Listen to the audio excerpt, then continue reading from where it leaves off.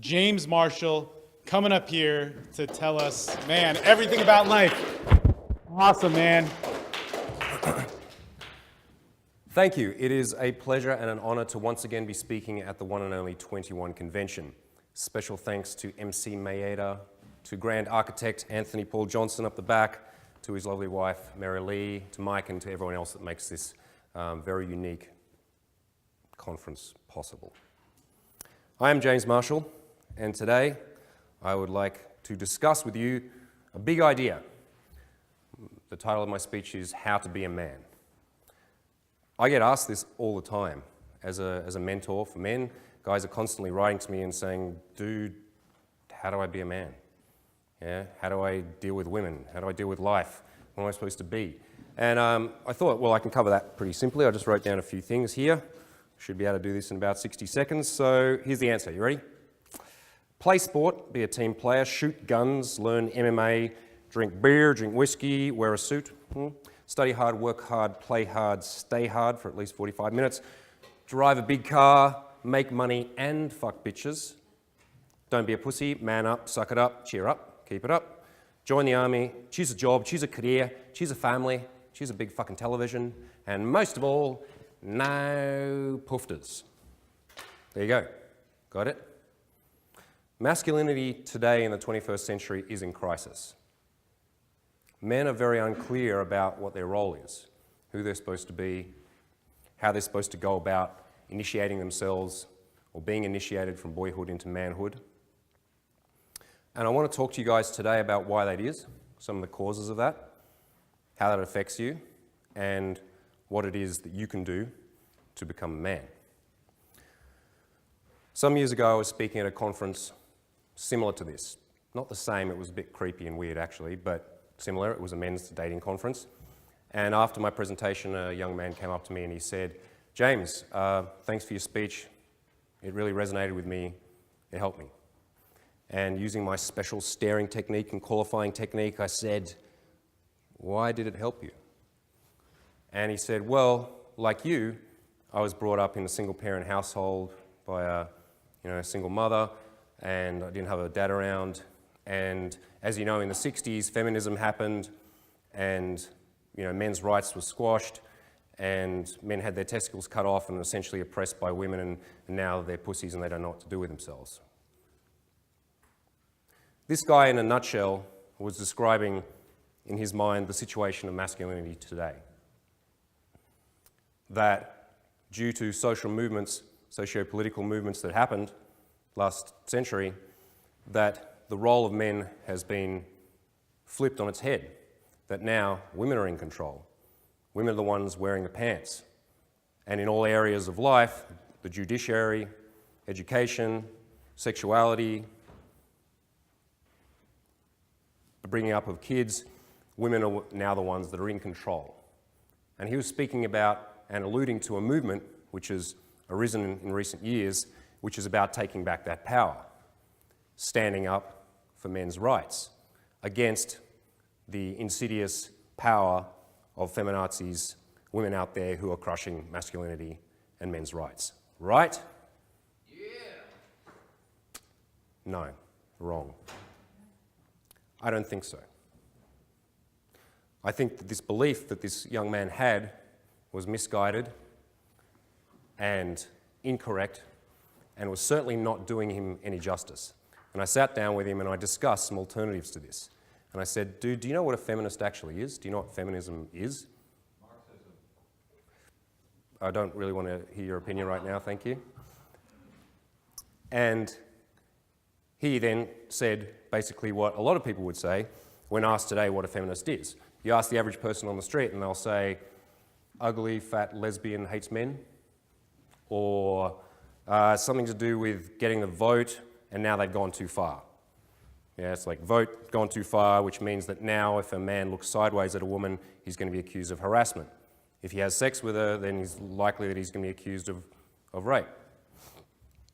If he has children with her, then he's going to have his kids ripped off her and his property taken away from her. This is a very simplistic explanation for very complex situations. And in my opinion, it's something that is not going to benefit men who are confused about their masculinity.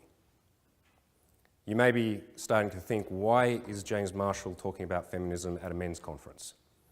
And I asked myself this for the last year as I've been considering this speech, because there are a whole lot of areas that I can stand up here and rant about in my sleep that guys will find very interesting about sexuality and seduction and lifestyle design, and will be more important to me in terms of business return. But I decided that this was an important topic to talk about. Men's rights, feminism, how those things interact, and how they're going to affect you. Because in my mind, if you start to unplug from an ideology and then plug into another one, you need to be really careful about what that ideology does to you. The point of this conference and the point of the men's movement that we're involved in is that we are starting to question the status quo. Yeah, we're questioning our parents' morality. We're questioning a society that says that we must do what? All that stuff on that list in order to be a man. That we must go to school, get a good job, work ourselves to an early grave, must marry the first woman we have sex with, must breed, must vote and act and operate in exactly the same manner as our demographic or our parents have prescribed to us. And for the guys who are involved in this kind of movement, they're starting to question that and go, well, actually, why should I do that? And does that benefit me? Were those structures built for my benefit, or were they built in a way that means that I am actually a slave, that I don't have choice, and that I don't get the best out of my life? If you've come into this movement, you've started to question things like, well, being a nice guy and being helpful and accommodating and giving and buying chicks stuff and opening doors and trying to take them on 3 dates and not touching them and all that gentlemanly stuff, which has nothing to do with feminism, that's to do with old school chivalry, that's to do with repressive norms based on religion. And when you've tried that enough and you recognise that that doesn't seem to work, does it? Yeah, when we all try that at some point, then you question that and you go, all right, well, what else is there? How else can I operate in my dating and seduction life? And that's where you come to conferences like this or start to listen to speakers who've got alternative views. And once you start to unplug from one set of assumptions, inevitably you start to question other ones, which is why this conference is not just about seduction, it's about health, it's about lifestyle, it's about finance. It's about being an autonomous man who gets to make choices in his life, not being a victim to a structure that was implanted upon you from birth.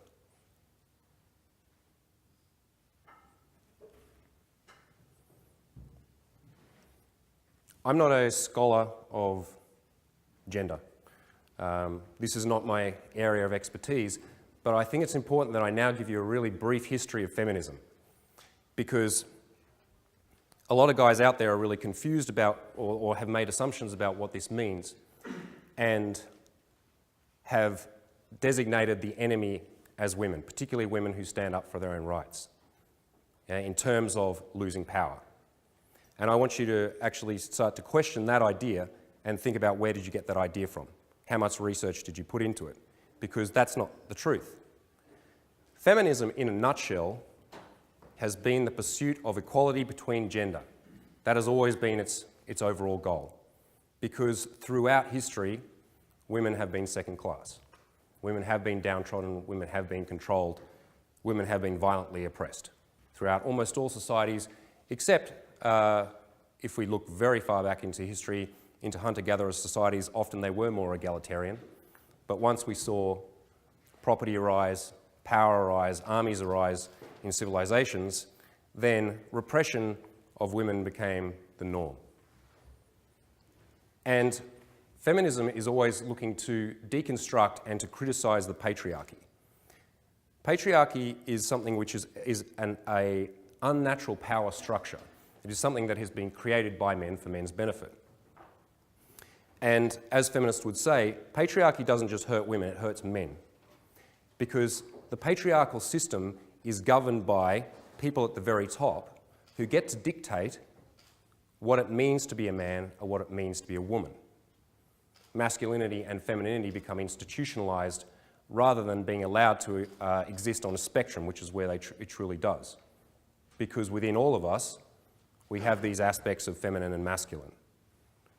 But in old school masculinity, in the patriarchal conception of what it means to be a man, there's very little variation and very little choice. You have to be a certain way because it's perceived that the nature of man and woman is essential, that it is timeless, that it is set in stone, that it's biological, and that there's no point in fighting it because that's the way things actually are. Feminism was starting to question those assumptions about, is that really true? Are women always passive caregivers whose only role is to look after the family and essentially be the servant of their man? Or is there more to women than that?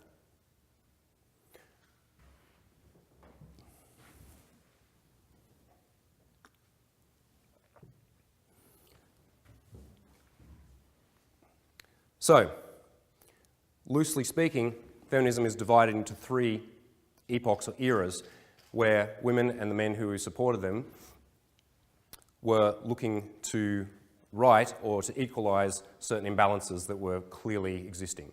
So the first wave of feminism happened in the late 19th century, early 20th century, and it was about democratic voting rights. Because in this country and every other country where there was democracy, democracy was not for everybody.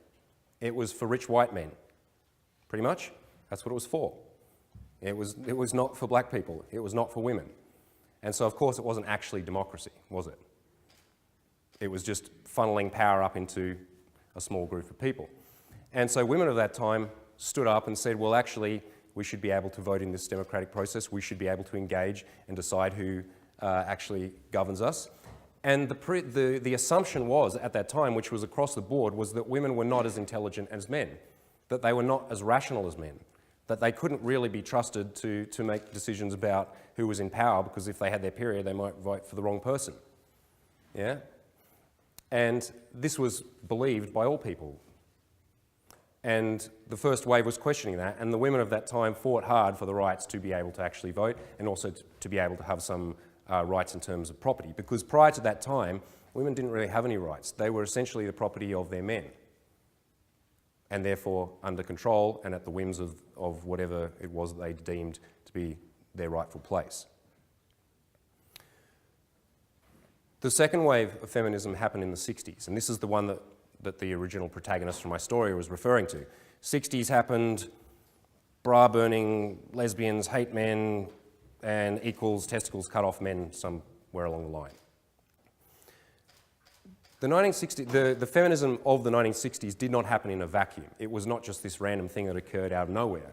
Because in the 60s, particularly in this country, there was a whole lot of people standing up and questioning all sorts of traditions and rules that had been in place for generations, if not centuries. Alongside the feminist movement was the civil rights movement, which was, again, standing up for the rights of people who, based on the colour of their skin, were not allowed to be involved in the democratic process, who didn't have the same rights as white people. You also had a counterculture movement, which was questioning all of the morality of their parents. Yeah, where guys started to grow their hair long, get high, and listen to the Doors, and, learn how to dance and express their feelings. Yeah, because prior to that, that was not fucking done, was it? If you were a man, you had short hair and you were tough. Yeah, you didn't dance in the fields with long hair. Alongside this was happening the sexual revolution. Yeah, where prior to that, sex was sinful, wrong, and legislated against, except in the very small confines of a married couple. Anything outside of that was wrong and often illegal. Sex was not experienced for joy, for experimentation, for connection. And the young people of that time started to go, well, screw that. Yeah, we're going to go out and explore our sexuality because it's pleasurable. And in that time, the feminist movement was huge in terms of deconstructing sexuality and looking at the fact that women were sexual beings, that sex was not just for reproduction for them, that they had desires outside of the home. And alongside that, you had access to simple, cheap contraception. The advent of the contraceptive pill meant that for the first time in history, women could separate their sexuality and reproduction. which meant that they gained control over their reproductive rights. They could choose not to have kids and still have sex. Yeah? And alongside that came rights for abortion, which is a very touchy topic today. But abortion always happened, whether it was legal or not. It just happened very dangerously and women died from it. And when it was legalised, again, this allowed women to take control over their fertility, which is a very terrifying thing to the patriarchy because it starts to deconstruct control over women. When a woman gets to decide who she has sex with and why, that's a terrifying thing to men who can't handle women who are not controlled. But from that era, completely the opposite of having your testicles cut off and being repressed, that allowed people to started to explore a spectrum of masculinity and femininity, to start to explore sexuality in very different ways than had ever been accepted. People stood up and questioned their government and said, why is it that we've sent 50,000 of our young men over to some Southeast Asian country to massacre peasants? Yeah, is that a just war? Because prior to that, you didn't question warfare that your government or your king decided was just because they had divine right or because they were, their ideology was correct. You just ran over the trenches at the machine guns. Yeah, for God and king and country or whatever nonsense it was that they'd convinced you was worth dying for.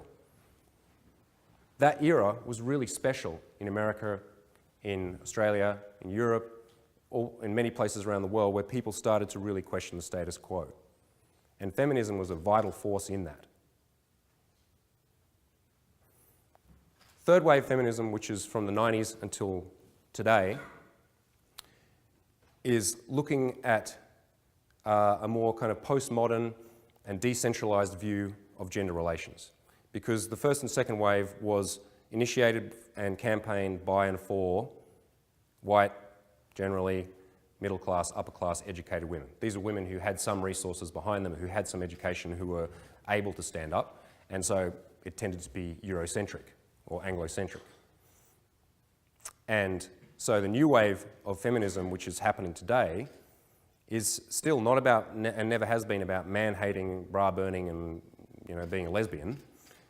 It's about looking at micropolitics around the world of women's rights, women's issues. The fact that still in Africa, lots of young girls get their clitorises cut off. The fact that there's more sexual slavery, or more slavery happening today than there ever was, even in the height of the slave trade in America. Women are sold into sexual slavery. Women are still traded and bought and sold as cattle, more or less, in many places around the world. The feminist revolution in terms of allowing genders to be equal is nowhere nearly finished, and it certainly hasn't gone too far.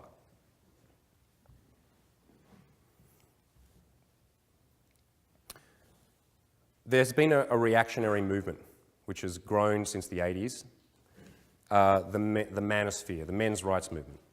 And these are loose organisations of men who perceive that there are gross injustices systematically against men in the Western world.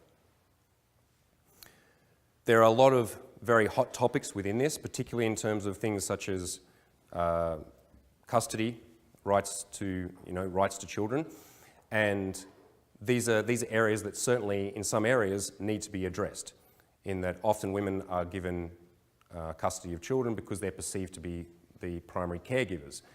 That's not a feminist idea, that's an old, archaic idea about what women's roles are actually. If we're talking about gender bias, it's actually based in old school thinking. Modern feminist or equality-based thinking would perceive that men and women should be able to raise children with the same level of care. There shouldn't be a gender bias against it, but it's not the fault of the feminists that that kind of thing exists. Men's rights advocates bang on constantly about false rape allegations, false sexual harassment allegations. It's interesting because I personally train men to harass women all over the world. That's my job. Yeah, I take groups of men in 20-something countries, I teach them some good harassment techniques, and then we run down the streets and we approach women in cafes and bars and bookshops and all over the fucking place and harass the shit out of them. We run up there and we go, hey you, I think you're pretty, what's your name? And she's like, oh, he's harassing me. Oh, that's kind of cool. And that's what I do. And in my personal life and in the students, the thousands of students that I've taught, not one of us has ever been accused, taken to court for our harassment. Not one of us has been falsely accused of rape, although I'm personally responsible for hundreds of people having sex. And every time a student has sex, I kind of count that as one of mine as well. Yeah. So I've had sex with thousands of chicks.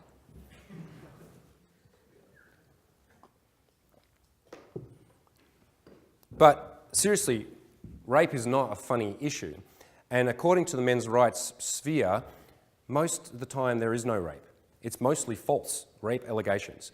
There have been studies done by the FBI that look at false allegations of any kind, and there is no more evidence to suggest that any more false allegations have happened with rape than murder or anything else. It's around 2%, something like that. Women don't generally allege rape against men for fun, because it's not a fun process to have to stand up in court and talk about a traumatic event, a very, very personal event, and unfortunately most women don't report these situations. I am very close to a lot of women, friends, lovers, and people confide in me because I don't judge them, because how can I possibly judge them? I'm the biggest slut of them all, yeah? And from my anecdotal research, the instances of women experiencing sexual violence are massive. They're very high. And for guys who don't actually communicate in detail with women, who are not very intimate with the women, they won't see this. They'll perceive that, oh yeah, well, does it really happen? And if it does, well, did she kind of deserve it? Because of on account of the old skirt she was wearing, or the fact she had a drink, or whatever other bullshit people use to justify that kind of behaviour. The issues that women have faced in the past, they still face today. But in the Western world, they certainly do have a lot more freedom and a lot more autonomy than they ever did, which is fucking awesome. Particularly for pickup artists and seducers. Interestingly enough, pickup artists and feminists are unlikely allies. Ideologically, we're not very different. Because I personally believe in being able to have relationships based solely on the fact that we're attracted to each other. I believe that I shouldn't have to pay for a woman in any way, shape or form. Unless I feel like buying a dinner or feel like buying a coffee, I shouldn't have to do that. And the few women that I know that would stand up and say that they are actually feminists, because I've talked about this in the past, that the worst thing you can call a man, the worst insult you can call a man is a loser, which is based on a very old concept of what a man has to be. He has to be competitive, he has to win, he has to be, he has to have massive resources behind him. He needs to command the respect and the fear of other men, and if he doesn't, he's a loser. He's out of the game, doesn't count. It's the worst thing you can call a man, really. And I said previously the worst thing you can call a woman is a slut. And again, this is based on very old school thinking, which is that a woman's value is based on when and how and under what circumstances she decides to have sex with somebody. Not on her character or her heart or her achievements, but on did she fuck him and how long did she make him wait. Yeah? But I think I'd kind of update this now, because most women, I think, would be more worried about being labelled a feminist than they would being a slut. Because it's completely out of fashion.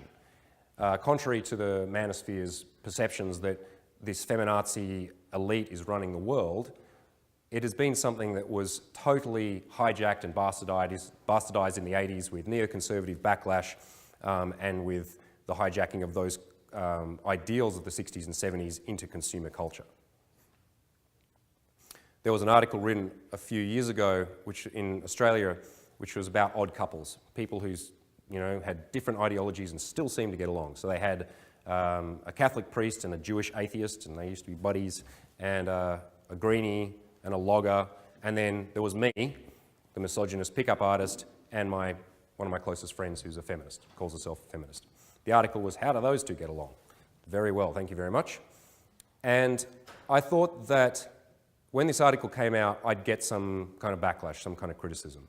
Yeah, from my, old school liberal university friends or women or something, and I didn't get any criticism. It's interesting, I've been a pickup artist publicly for 8 years, and I've never received any kind of criticism, any kind of attack from feminazis, feminists, women at all. Only support. Because women perceive that what we're actually doing here is teaching men to be honest, to be clear, and to actually operate from a point of equality. Vagina equals penis. Trade, fair trade. I'm not trying to buy you. I'm not trying to impress you. I'm not trying to trick you into marriage. I like you. You like me. That's what we're trying to promote. And any woman who's got any brains will see if that's a good thing. I want more of those guys in the world. But the funny thing was that when my friend went into work, the women in her workplace, several of them went, "Oh, I didn't realize you were a feminist. I better hide the lipstick from you."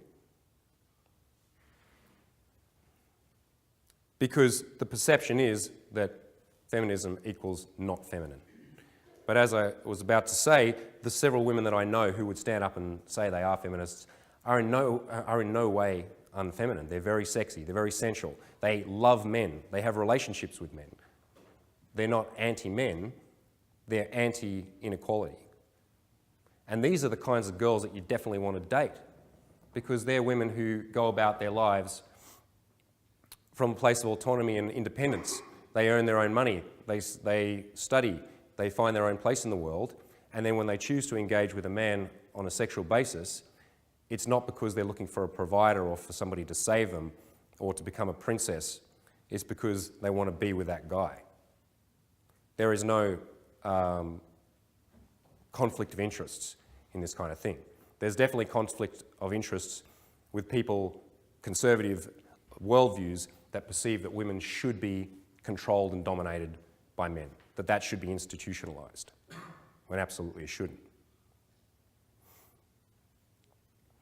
Now, the main reason that I bring this whole topic up is because I know that a lot of guys out there who are experimenting with all of these new ideologies and methodologies and concepts will come in contact with the manosphere. It's become pretty big. There are a lot of guys writing vitriolic, nasty, anti-women, anti-feminist, anti-feminine blogs and Facebook groups and whatever out there. And as you're starting to unplug from the matrix, as I talked about earlier, you're going to start to come in contact with these ideas. Now, I certainly encourage you to be discerning and to check out new ideas. That's the whole point of what we're doing here, questioning old beliefs and checking out new ones. But I always encourage guys to think about what is it that's effective for you. Because you can either have a really strongly held belief or you can have flexibility and change. That's why I'm actually anti all ideology. I don't think that there is a single ideology on this planet which allows for the vast spectrum of human experience that's out there. There's not one answer for everybody out there. There are certainly different concepts and ways of living that you can experiment with, but if you believe that something has to be one solid, specific, and unmovable way, then you immediately destroy all other possibilities in your mind. And if that ideology doesn't allow you to connect with people and is destructive and violent and hateful, then it's stealing your life. It's a really interesting thing to research, I think, the concepts of memetics, which looks at the way that ideas and ideologies infect your brain. They bounce from brain to brain, and that's what I'm doing now, trying to infect you a little bit. And if they're really very strong and rigid, they can take a person over and to the point where they just can't, they're blind and they can't see anything else. And you see that with extremists of all types. Once they believe something that is so solid and they're so right, then everyone else is wrong. And once everyone else is wrong, you can justify doing anything to them, can't you?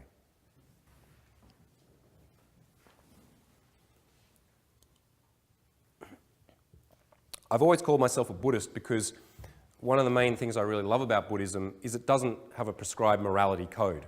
It doesn't say, thou shalt not, thou shalt not. It says, there are actions that are skillful and there are actions that are unskillful.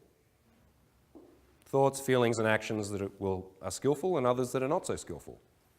And you're welcome to try them all. And you will reap the benefits and the rewards and the price of each one of those. So for the guys out there who want to have an exceptional life, who want to have a vibrant sexual life, you want to start looking at what are skillful actions, what are skillful thought processes, and what are not.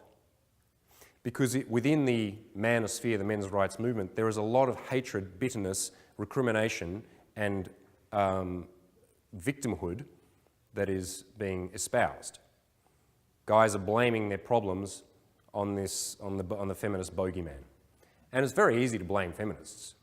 Yeah? If we look at what has actually caused the crisis in masculinity, let's look at another narrative.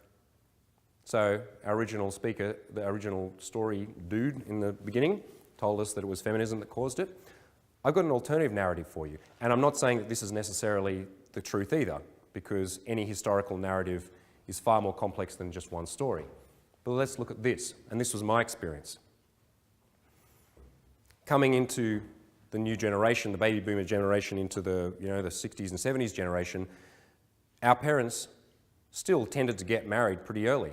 By the time my dad was 23, he had me. And I'm 35 now, and I'm like, Jesus, I still couldn't deal with one of these. Yeah, I don't know how you do it, Steve.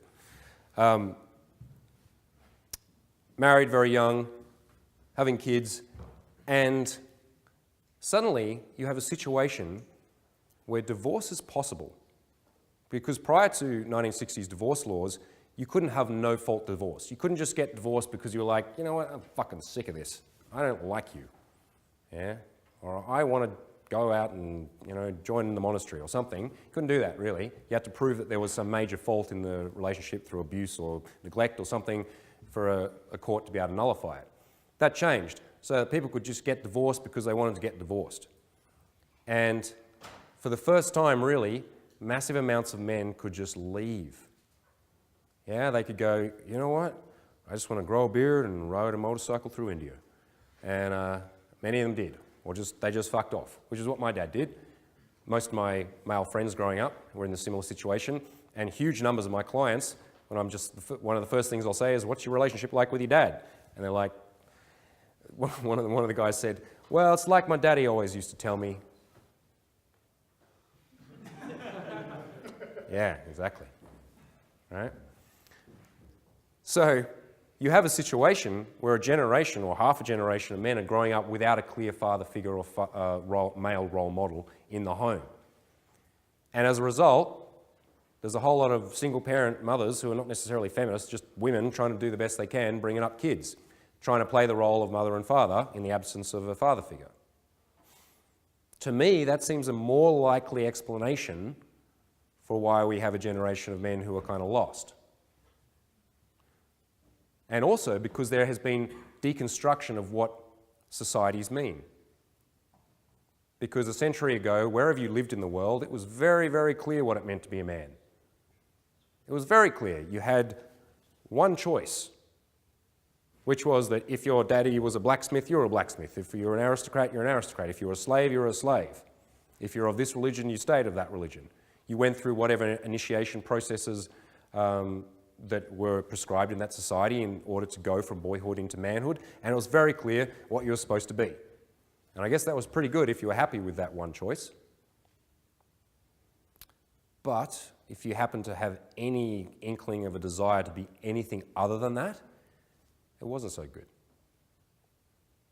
Because if you stepped out of line, you're an outcast, you're a queer, you're a faggot, you're a communist, whatever people needed to accuse you of, because you stepped out of line of what this narrow model of masculinity had prescribed to you. That was the power of the patriarchy. Keep everyone in place. Do your job. Go to war. Die when told to. Don't question. And be a fucking man. Man up. Don't be a pussy. Or whatever, one-liners are thrown at men to just keep them in their place and go, but I've got emotions. I want to express myself. I don't really want to do that thing. Man up. Be a fucking man. Yeah? I'm actually really grateful for the fact that my dad wasn't around when I was growing up. Not that I don't have a father, I do, I love him, but he wasn't there as my primary influence in terms of masculinity.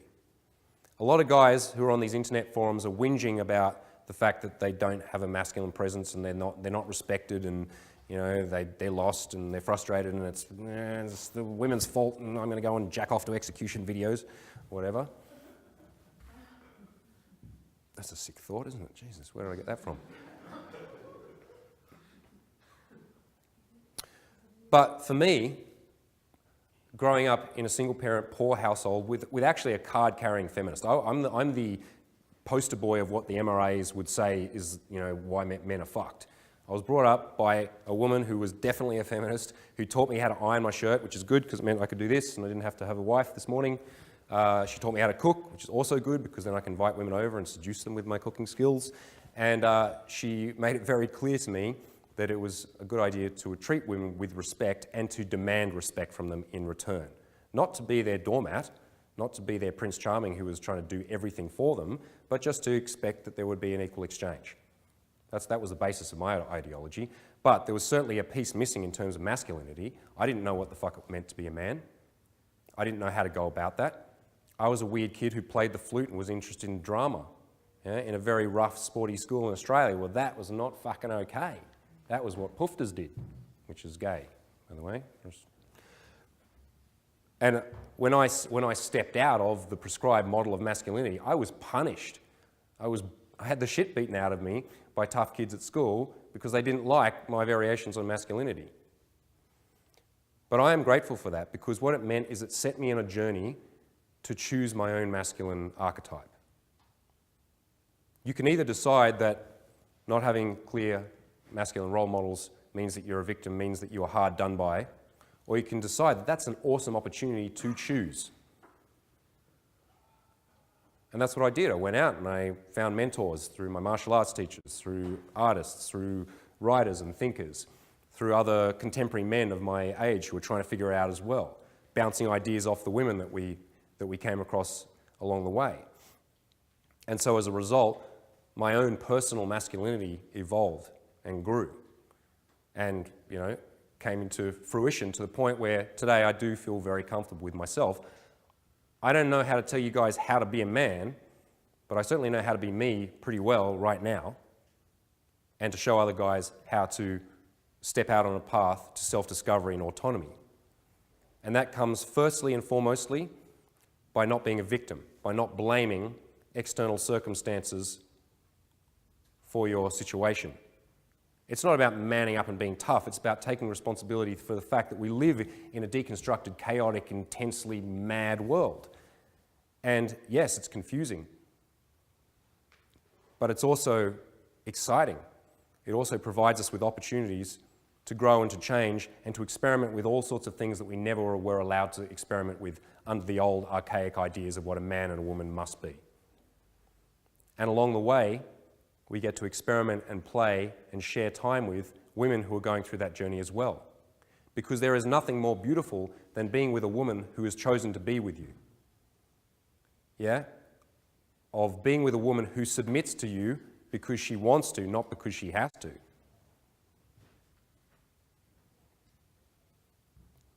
And there's nothing more amazing than seeing what a woman can be when she is taken out of the box and not controlled. Because as we've seen, there is so much more to her than just being a domestic slave. I'm not saying there's anything wrong with being a mother or a caregiver or choosing to take on that role, as long as it is a role that is chosen.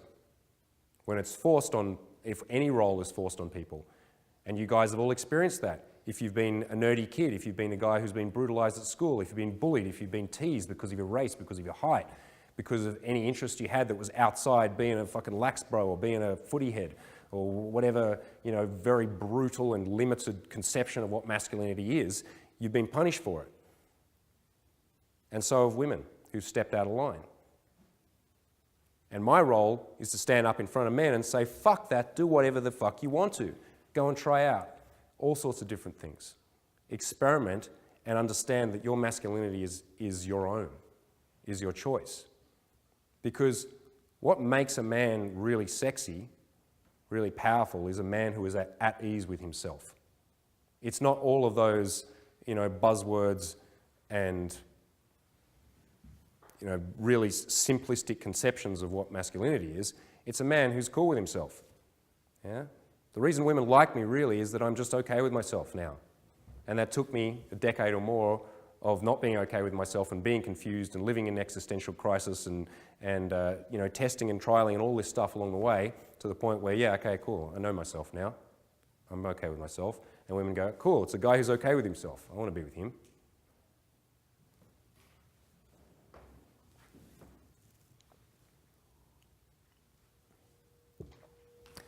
You can't not have relationships. If you're a heterosexual male, you're going to have to engage with women. And the question is, are you going to do it skillfully or unskillfully?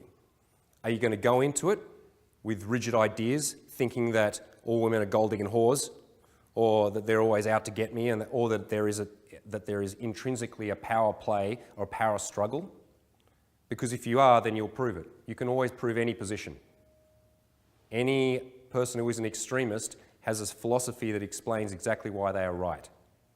And you can always filter for evidence to prove that you're right and delete, distort, and remove anything else that doesn't agree with you. But if you go in with these kinds of attitudes, then you won't be successful. It's the same as in seduction. You have two guys walk into a bar. One of them believes that women go to bars to get free drinks and to validate themselves by being mean to guys. The other guy believes that girls go to bars to get laid. Which one's true? Neither, both, maybe. But if you hold the viewpoint that girls go to bars to get laid, you're going to walk up to a girl and go, hey there, what's your name? I'm James. And because you're here to get laid, right? Well, I'm here to do that with you. Yeah? Whereas the other guy's going to be, you know, going up and, you know, say hi, and she's like, hi, you know, no fucking drinks for you, no free drinks. And she's going to go, whoa, okay, dude. See ya. And he's going, see, I knew it. That's all they want, free drinks. Yep. Positions of perceptual effectiveness is what I'm looking at. What works in terms of having an effect in the world, in terms of seduction? Okay, what works? Being clear works. Being direct works. Expecting that the woman is going to invest in you as much as you invest in her works. Looking her in the eye works. Holding her hand and squeezing gently works. Projecting my sexuality through my eyes works. All that other negative, complicated other shit doesn't work, not in my experience. So gentlemen, please be aware and be careful of the memes and the ideas and the ideologies that you pick up, particularly as you start to unplug. Unplug all sorts of stuff from the social matrix. Question, but don't get paranoid. Question, but don't assign blame simplistically to another group. That's the way governments and kings and powers that be throughout history have managed to manipulate their populations. It's the Jews' fault. It's the Mexican immigrants' fault. It's the women's fault. It's whoever was, you know, over the next hill's fault. No, it's not. It's the guy who's saying it's somebody else's fault. Yeah? It's the corporations. It's the military-industrial complex. It's Monsanto. It's all the motherfuckers at the top who are playing games just to rape the planet, rape the earth, and keep you all in your place. And as you start to unplug and go, not paying taxes, nope. Dealing with gold and bitcoins, yep. Not being a chivalrous idiot, nope. Not believing what the media says to me, nope. Do all that, that's all good stuff, but be careful about where that then plugs into. Because you can just as easily get hijacked by some extremist group who believes that the Queen is a lizard based on her earlobe, and you know, you can take those theories way too far. I don't think she's a lizard. I think she's a lovely old lady. No, she's all right. She's all right. This is your only time on the planet. This is a really beautiful and precious and unique time where you have choice to travel, to learn, to grow, to experiment with all types of everything that was ever possible in humanity. And are you going to look back on that time and you know, think, well, you know, at least I said at least I fought for men's rights on the internet. What? Or are you going to look back at, you know, because if the one world government is coming, yeah, and if the lizards are going to plug us all in and pretty soon we're all just going to be tied up in there, you know, having our DNA sucked out, well, we may as well have spent those last precious years of our life traveling, experiencing, exploring, sharing amazing experiences, loving and spreading orgasms all over the place than doing anything that was bitter and hateful, right?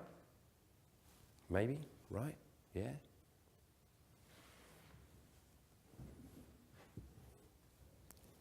My one piece of advice, particularly to young guys, is don't get married and have kids really early.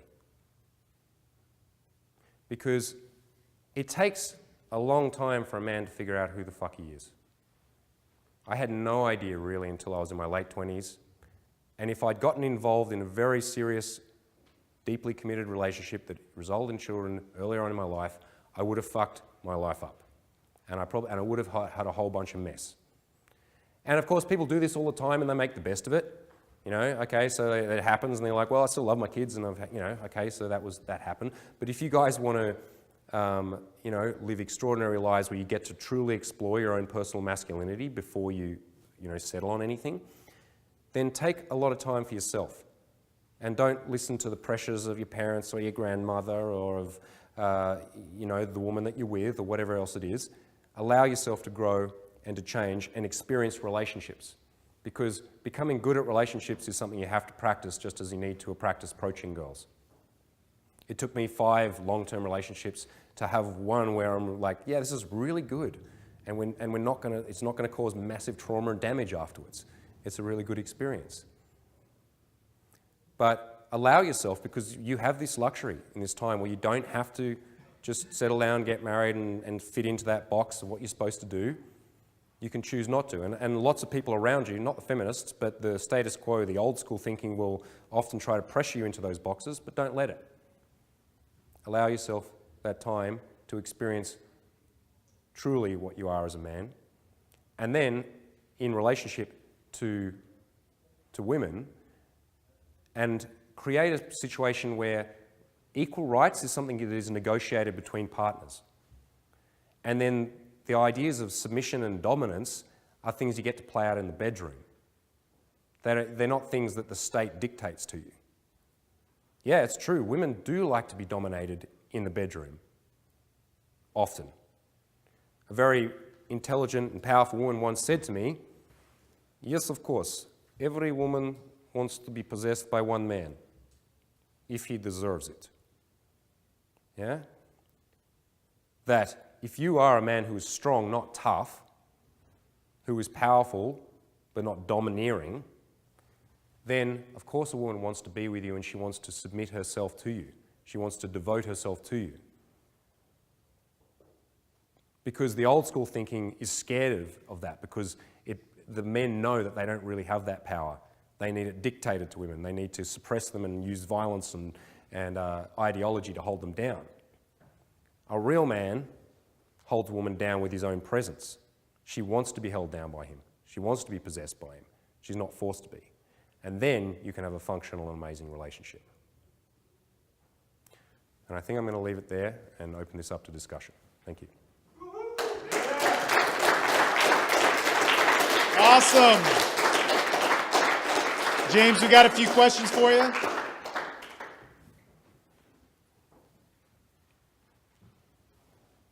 I have a 2-part question. So having gone through your journey, you talked about being at ease with yourself. What is the one thing you would have done differently? And then the second part would be, do you have practical tips you tell your clients to find their way faster and not take a decade over it? Okay. The one thing I would have done differently is I would have been a DJ, not a musician. Would have got way more chicks. Way more chicks.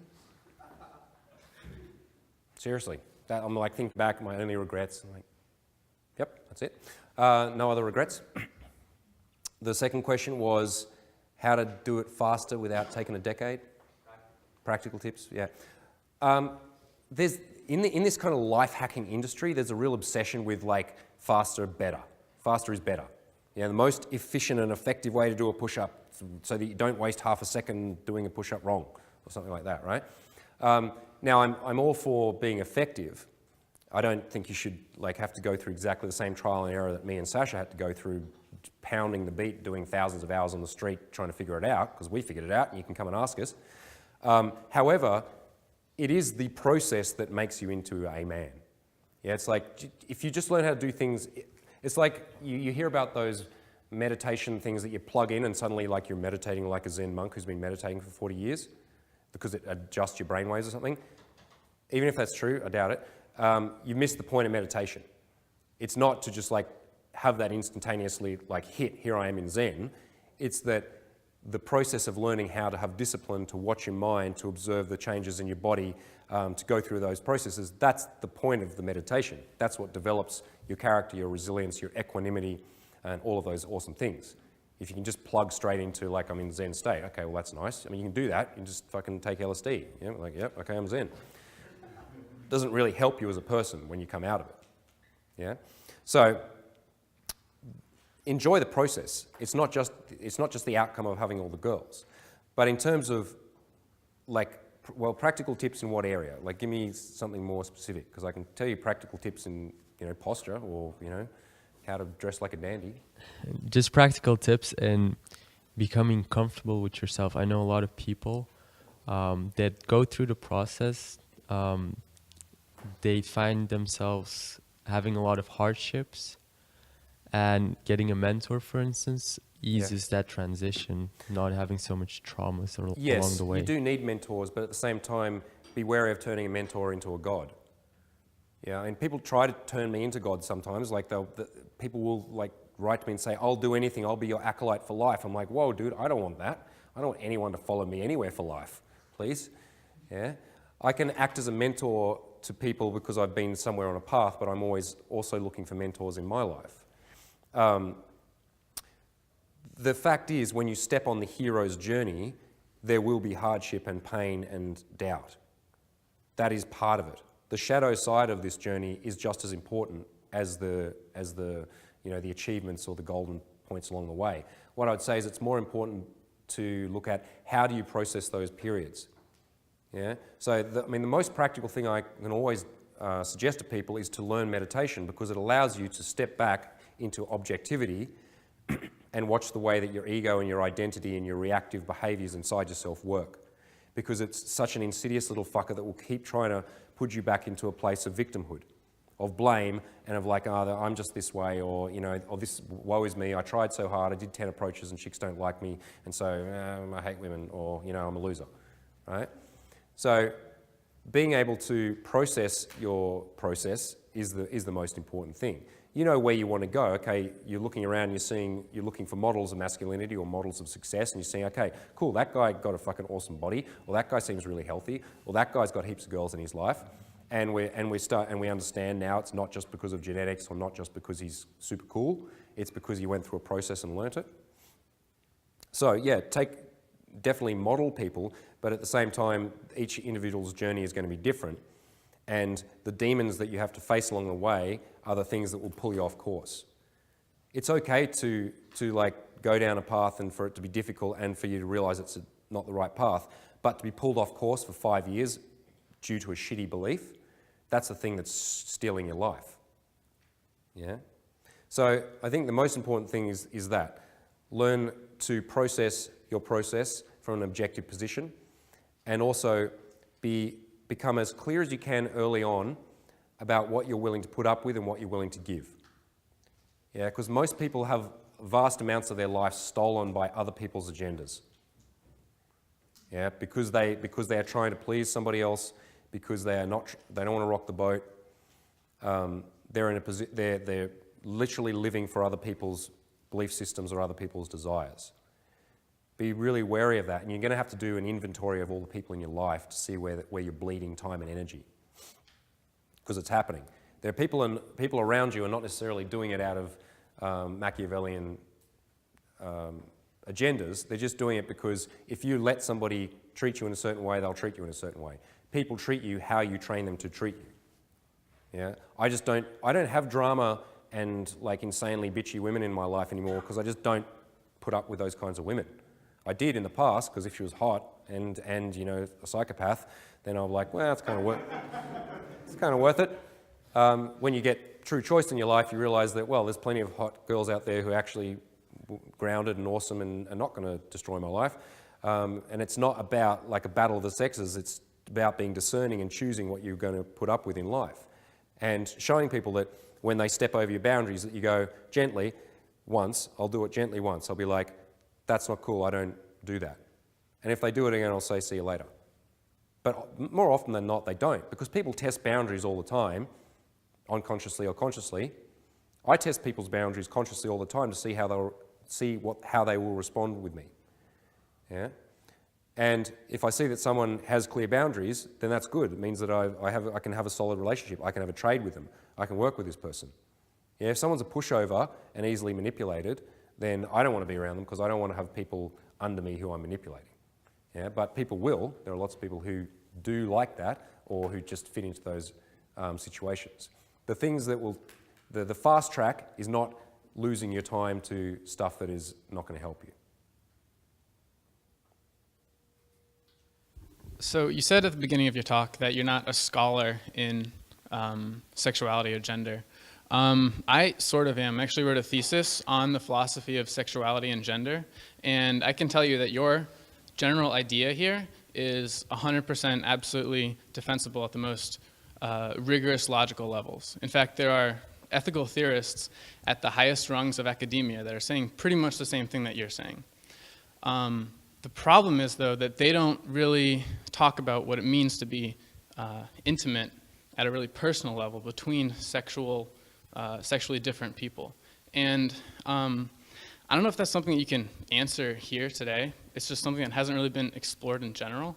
And I think it would be really interesting to see you take this idea further, especially with the background that you have and the expertise that you have, and think about what it means to be intimate at a really personal level between the sexes. Yes, definitely. And that's something that I'm personally investigating all the time. And it's incredibly complicated and messy.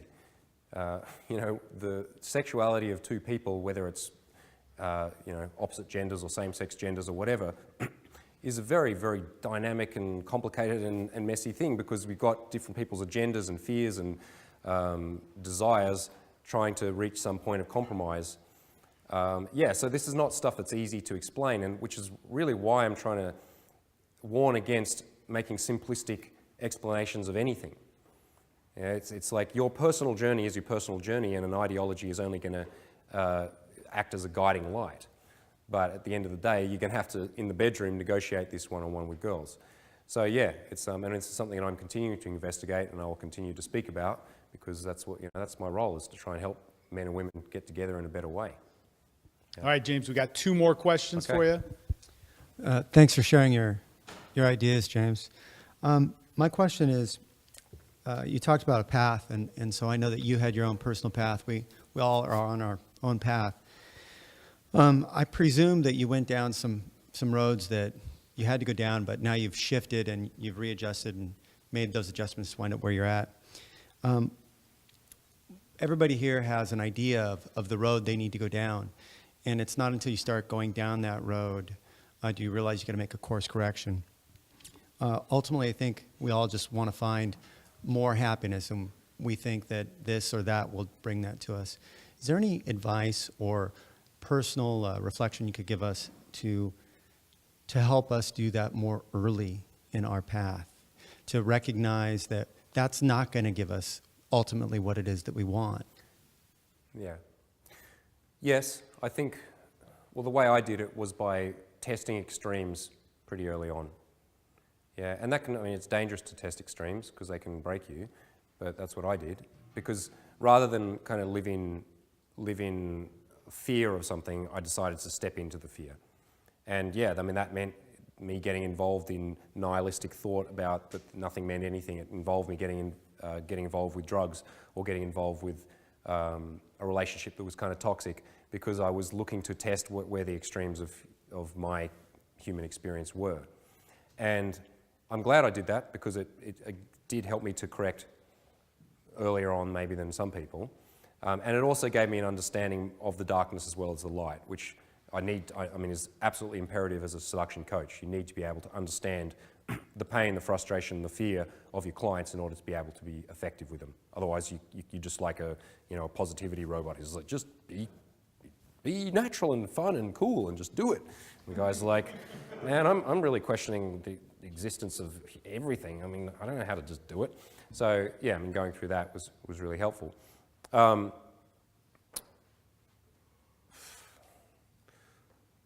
I think, that's the way I did it, really. I went to whatever extreme, wherever my fear was, I went, okay, I've got to go into that. Yeah, and not so much as smash the fear, but just like move into it and let it envelop me and then dissolve it and step through it and see, okay, that didn't kill me. And that's what I do in seduction. That's what I teach all the time in terms of approaching. That fear exists, it's there, and the simplest way I know to get through it is to step into it and allow it to take me over, but not to take over my thinking. It's like I feel it completely. Yeah, I feel the physical manifestations of it, because that's what approach anxiety is. It's a physical manifestation of an incorrect idea, which is that women are dangerous. Yeah, and if we latch onto the concept of it, then we get stuck in it.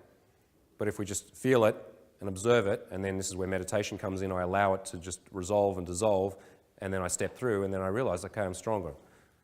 Yeah, I can move through that. I guess that's what I've done.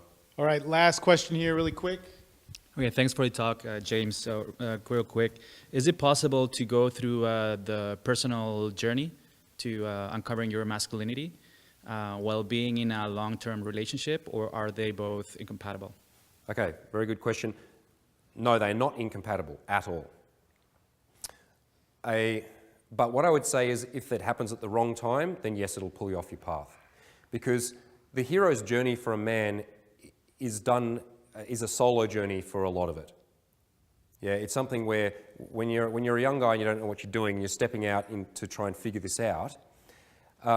What often happens is a man starts to step onto his path and he starts to follow his dream, and he starts to become more vital. He starts to become more masculine, more attractive, and so women suddenly get attracted to him. And it's very common that in this early stages of your journey that you'll meet a girl that is awesome, or you like, or is better than any girl you've had before, and then she wants to get in a relationship with you and shut down that journey. It's not that she's trying to necessarily collapse your dream, she just wants to get a hold of you. And it's very common, I see this with guys, myself and Sasha see this all the time with guys that come out of a boot camp and they're like charged and they're doing all this cool shit and they're meeting all these girls and then they meet there's a really pretty girl, and then they go, well, she'll be my girlfriend. And then 6 months later, the chick dumps him because he's lost the vitality and the power of what it was that attracted him in the first place, because he wasn't done yet. His journey was not nearly completed. And there is no completion to the journey, right? I mean, the journey is cyclical. The hero's journey goes throughout a man's life and evolves and changes with time. But certainly in that very first journey where you're really experimenting with your sexuality, your masculinity, your drives, your desires, if you get in a relationship too early and stay there at the expense of your mission, then yeah, it's detrimental. However, when you reach a point where it's not just a single point, but there will be certain points in your life where you've gone through trials and tribulations in your journey, and you've come out and you're successful and you're powerful and you're at a point of kingship, then yeah, you'll meet a woman who reflects that, who's at the same level, and then being in a relationship with her is the best thing you could possibly do, because that's where you're a mirror to each other. Yeah, where she sees the power in you, you see the power in her, and you exponentially increase that in each other. So no, it's definitely not the case that being in a monogamous or a long-term relationship will destroy your masculinity or your path in life, but the timing of it can, definitely. Hey, awesome. James, great speech, badass.